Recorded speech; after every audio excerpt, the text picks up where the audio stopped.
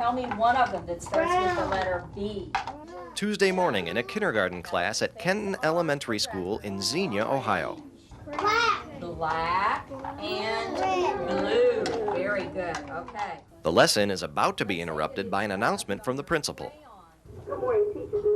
This is a code 500. I repeat, a code 500. The children know what a code 500 means, a tornado drill. Go quickly. Quickly.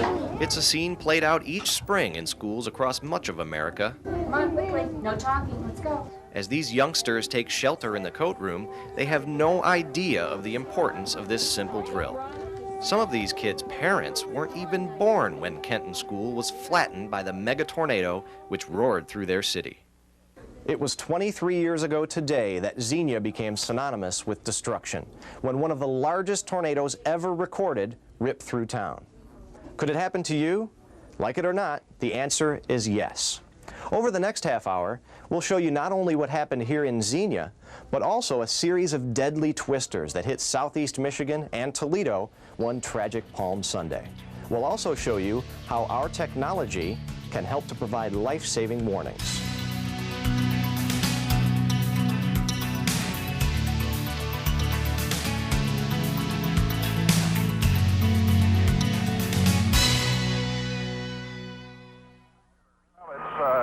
Spectacular sight, the low clouds, very black low clouds. April 3rd, 1974.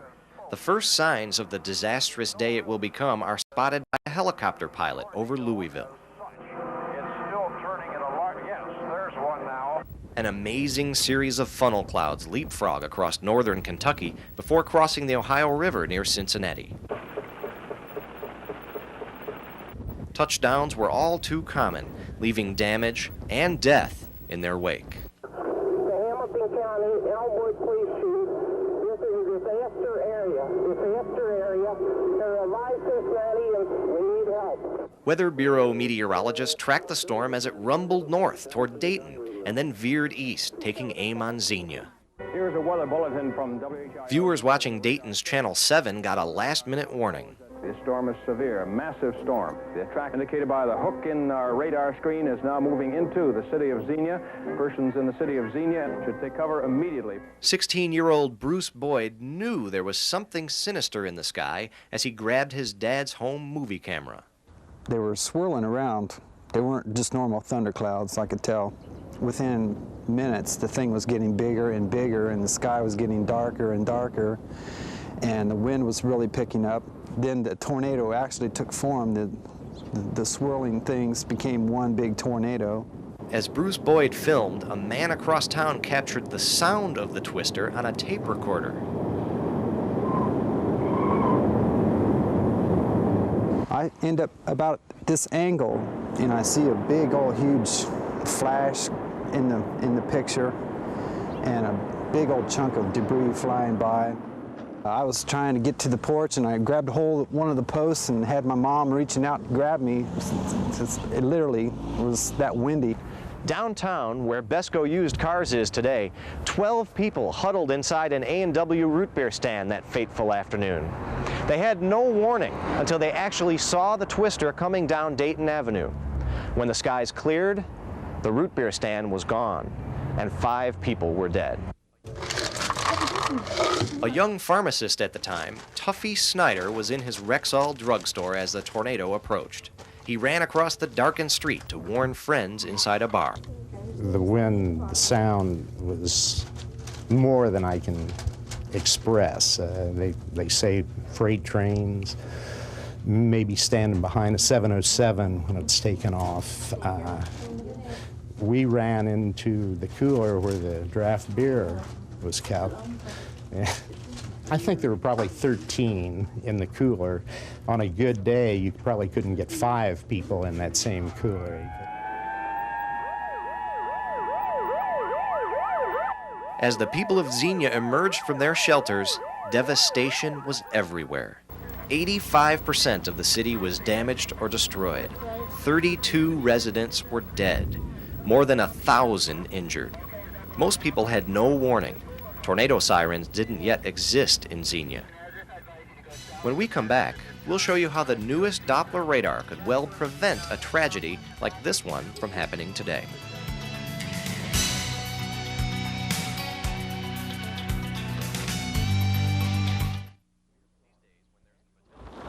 These days, when there's the potential for severe storms, National Weather Service meteorologists have a new weapon in their forecasting arsenal. Here in Wilmington, Ohio, and also in Cleveland, forecasters use Doppler radar to help them interpret nature's wrath. The radar looks out, sees a storm, sees a reflector, part of a storm, and it brings back to the radar something that we can look at. And if there's anything that shows up that's strong, reds or these pinks in an image like this, that would just be an indicator that this is very strong. So we can look for signatures that might identify what storm might be severe. Rotation, or convergence, where the winds come together, or rotation, where they're starting to spin in a rotational pattern. Doppler's biggest advantages are earlier and more accurate warnings of severe storms. The radar capability here is to look inside the cloud, identify that feature, and then put out a warning prior to that tornado coming down out of the cloud and reaching the ground. And it's that forecaster who sits in front of the radar with all the other information that he or she has, and they decide from the information, from the reams of information that comes in, whether or not they feel that a storm is severe enough that warrants a warning. Here at the News Channel, our technology allows us to get weather warnings on the air almost instantaneously. And we'll cut in live as necessary to show you what we're seeing on Super Doppler 11. Not only will we be able to provide you with the area-wide view of the storm system, we'll also be able to zoom in to give you a street-level look at where the storm is and where it's heading. We'll even be able to use our storm path analyzer to predict the precise times at which the heavy weather will pass over specific communities. Given that the Weather Service already has Doppler, why would Toledo 11 go to the bother and expense of installing its own Super Doppler system? The answer might surprise you. First of all, up until now, there was no weather radar in Northwest Ohio, and the Weather Service coverage from Cleveland, Wilmington, and Detroit has a big hole in it, right over Toledo. Super Doppler 11 gives us live weather data from a local site, and it's updated continuously, compared with every 6 minutes from the Weather Service. And our street-level data is far more precise, too. But all the technology in the world is no substitute for humans and what they can see with their eyes. Ground observations, or spotter information as we call it, is extremely important. That's what complements what we're seeing on the radar. Say out in Wood County or Lucas County, we may see something on the radar, but we need to have a spotter call us and let us know exactly what it is that's occurring there, in order to, kind of verify the radar signatures that we're seeing. Those ground observations come from the Volunteers of Skywarn, a national spotter program which got its start in the mid-1960s right here in Toledo. We needed a better warning system. We needed good observations, trained observers out there in the field that could help their communities down the line. And that's just one of the reasons why I got Skywarn going. And of course, everybody says it can't happen here. But it did happen here. Keckenmeister was on duty at the Weather Bureau office in Toledo the night of April 11th, 1965, when a killer tornado struck west and north Toledo without adequate warning. And usually it takes this type of damage or situation of Mother Nature's worst to get something going better than what we got. There's no way the government could provide the amount of talent that's out here in Northwest Ohio watching weather through Skywarn. They could not hire that many technicians to do that. And it's a partnership between the private sector and volunteers and government working together in partnership to provide a safety service program for the public and the populace of Northwest Ohio. Skywarn was the result of that 1965 tornado, part of the Palm Sunday outbreak of 37 tornadoes across several states. They killed 256 people, 44 of them in southeast Michigan and northwest Ohio. We'll talk to some of the survivors when we return.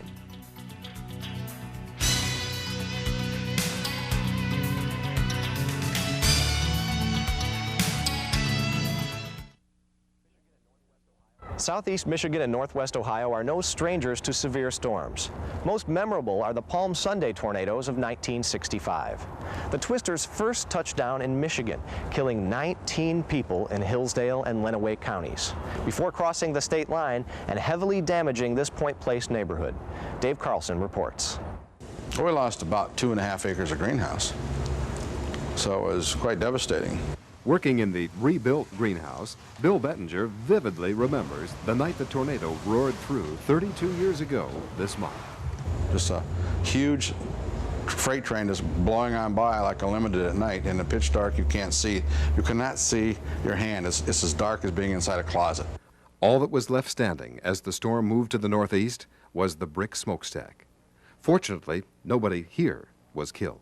You had two fellows that were out in the building at the time, and they pulled a piece of 1/4-inch plywood over their head, and they were inside the boiler room, and it was considered a religious experience for them because the glass was flying all over the place, and this horrendous noise, and of course this abject darkness that was all around them. They had no idea what was going on. The storm had gathered strength by the time it ripped into Point Place. 5 people died as a bus was flipped over and crushed along I-75, and 8 more were killed as whole streets of houses were leveled. Paul Smith was a young homeowner, husband, and father of 3 at the time. Paul, did you actually realize that night what was happening to you? What was going through your mind? I thought we're dead. That was my actual thought. Just like that? Yeah. I had no idea I'd survive or anybody else would either. But not all of the Smith family survived. Paul's 32-year-old wife, Shirley, was found dead amid the rubble. The couple had celebrated their 11th wedding anniversary the day before. And Paul and Shirley's youngest child, 2.5-year-old Johnny, suffered massive injuries. He had a crushed skull, and they said, the doctor told me, he said it was like an eggshell. It was split all 4 sides. Anybody that looked like me when I went into the hospital never came out, you know, and alive anyway. And I knew that, you know, they had expected me to die. While John survived, doctors were unable to save his left leg, which had been crushed by debris. The toddler, who had just learned to walk, had to learn all over using crutches. I took a belt off of a bathrobe, one of his bathrobes, and I put it around him, and we'd walk, you know. He'd be on his crutches, and I had that as safeguard, you know. If he falls, I got him. Johnny now walks with a prosthetic leg, and his father is remarried. But the memories of that terrible night will last forever, especially in stormy weather. Do you still have memories of that night? Oh, yes. What goes through your mind? Get everybody that I can in the basement. When we return, some vital tips on what to do and where to go when severe weather threatens. Tornado on the ground.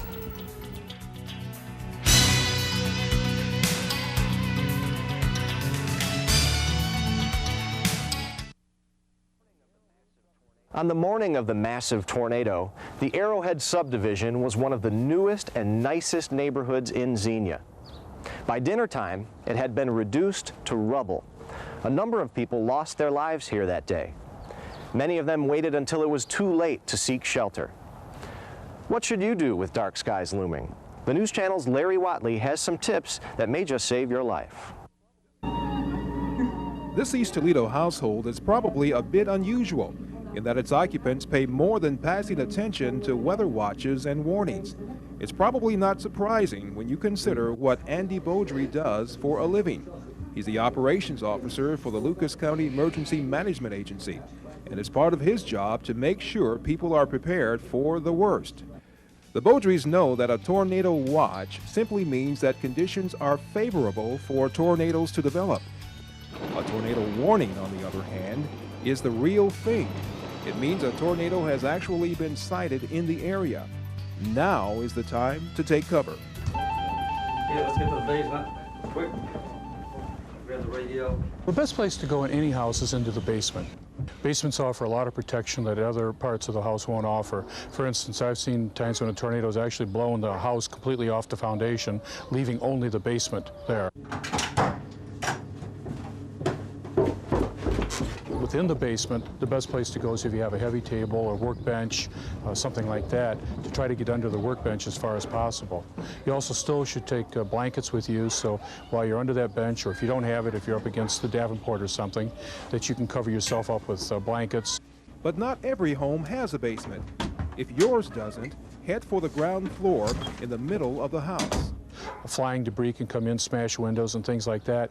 And if you're in the center of the house, you're as far away as you can possibly be from a lot of this outside damage. Also, the small walls of a bathroom, the small walls of an interior closet or hallway offer you some protection from the roof collapsing down and the walls collapsing down on top of you. If you don't have something like that, you want to get lay flat on the floor, again, like in a central hallway. Cover yourself up with blankets. What if you're not at home when severe weather threatens? Well, in a shopping mall or office building, get to an inside room or hallway on the lowest floor. If you're in a car, don't try to outrun a twister. Instead, stop and seek shelter in a nearby building or in a low-lying spot such as a ditch. And if your home is a mobile home, get out. Even trailers with strong tie-downs are no match for nature's fury. Wherever you seek shelter from the storm, try to take a flashlight and a battery-operated radio with you. Remember, power failures often accompany severe weather. While the awesome power of a tornado often generates the most interest, powerful thunderstorms themselves actually pose a more serious threat to people and property. Scott Brown explains. At any given moment, nearly 1,800 thunderstorms are underway worldwide. That adds up to 16 million each year, of which 100,000 of them are in the United States. Even the smallest of thunderstorms have the potential for danger. Of biggest concern to human life is flash flooding brought on by heavy rains. Each year, dozens of people die in flash floods, usually when people are trapped in their cars amid rising water. Lightning is another killer. It is present in each and every thunderstorm. In mature thunderstorms, lightning is simply the discharge of electricity or giant spark. In the United States, over 100 people are killed by lightning strikes each year. The most common place for lightning to strike is under or near an isolated tree. During electrical storms, seek shelter indoors, preferably inside a solid structure. Failing that, you're much safer inside a car than outside. Remember, golf courses, bodies of water, and athletic fields can all be prime targets for lightning. And don't wait until you see a bolt of lightning from the sky to seek safe shelter. Believe it or not, lightning can and does occur as much as 10 miles away from any rainfall. Strengthening winds, the sound of thunder, and cracks of static on an AM radio are all good indicators of lightning in the area. Avoid using electrical appliances and use telephones only in an emergency. Power and phone lines can conduct lightning. As in a tornado warning, be sure to keep a flashlight and battery-operated radio with you. Power outages are common. Well, the tornado came from that direction over there, came clear across, destroyed this, well, virtually destroyed this log house, as a matter of fact. Like much of Xenia, the Greene County Historical Society suffered a direct hit from the half-mile wide tornado. The philosophers of the day said that 5 years from now we'd all forget it.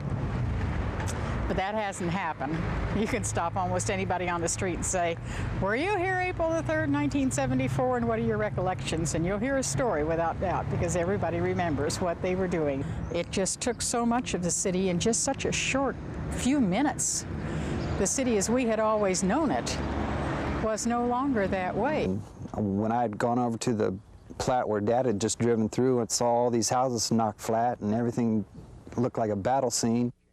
The whole world had changed in a matter of seconds. Where the cars had been when we came around across the street, clear, debris laying there. Those whose homes and businesses escaped serious damage pitched in wherever they could. We loaded up as many of the first aid supplies from my pharmacy as we could in the back of my van and checked with the police and fire. And they sent us out to the eastern fire station in the city to see if we could be assistance there. It took hours to get from the center of town to the fire station, which normal driving trip would maybe be 5 minutes. We went down to one of the local churches, and there were kids crying and women crying and everyone. It was just hysteria. People trying to calm people down, people trying to help people that were injured. And, you know, it's just like within an hour or two, you're just like, your life has changed forever. The radio kept going 24 hours a day, telling what was needed and where it was needed. We went out, helped sort clothes. People went out, they cooked meals for other people in the schools that were still standing. My husband directed traffic. Anything that you needed to do, anything that needed to be done, somebody got out and did it. It was amazing how well this community pulled together. For the citizens of Xenia, Ohio, April 3rd, 1974 is one of those days indelibly etched into memory. Here at City Hall, it's also etched into stone, along with the names of the 32 people who died here. This monument is a reminder to both present and future generations of nature's wrath. Weather forecasters can't prevent the massive property damage such as that experienced here, but with earlier and more advanced warnings, we can help to prevent the greatest tragedy of all, the loss of human life.